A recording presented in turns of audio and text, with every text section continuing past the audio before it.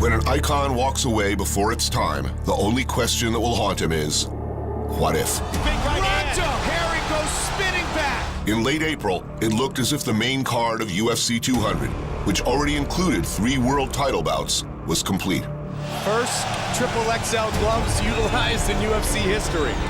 But company officials teased one more big fight. If anybody had any questions about whether or not this guy's for real, they have been answered. Something huge. That is one big dude. The rumor mill swirled until just 5 weeks before the event. Can you see me now? Can you see me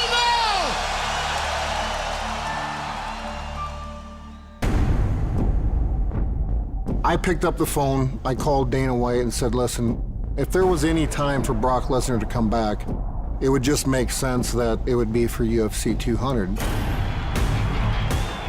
Between his imposing stature and freak athleticism, Tonight I got on that stallion and rode it out of town, baby! Woo! Brock Lesnar became the biggest pay-per-view draw the UFC had ever seen. UFC Heavyweight Champion of the World!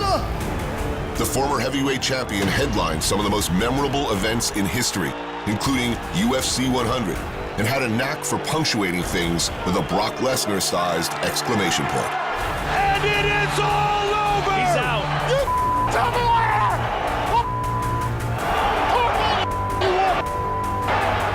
Frank Mir had a horseshoe up his ass!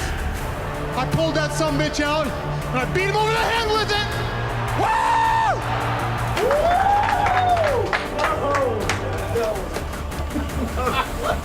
8 weeks listening to that dumpster talking trash. But the Lesnar era, though electrifying, only lasted for 3 short years. During his reign as champion, Brock's toughest fights were in a hospital as he battled a serious disease of the digestive tract. Lesnar was in and out of surgery between world title defenses, and he nearly died. Brock Lesnar has done it! This is about my family. This is about my doctors. This is about my training partners.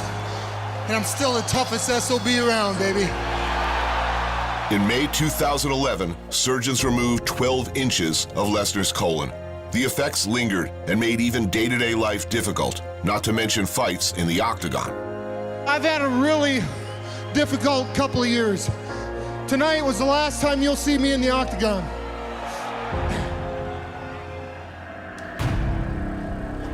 The illness had beaten me, and I couldn't be the guy that I needed to be in the octagon. Guys, let's split the room up, guys. Let's split the room up and deal with the doctor.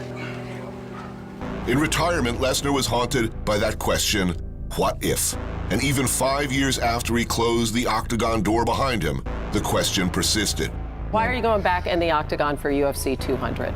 Because I couldn't live with that decision.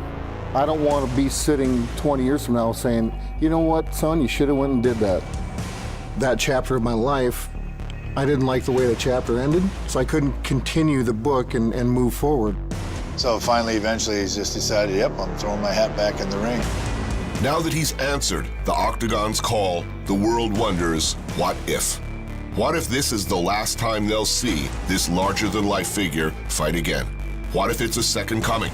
For now, the only question that will be demanded of Lesnar is this: can he beat the man who will stand across from him on July 9th? Only Metro PCS brings you closer than ever to UFC 200.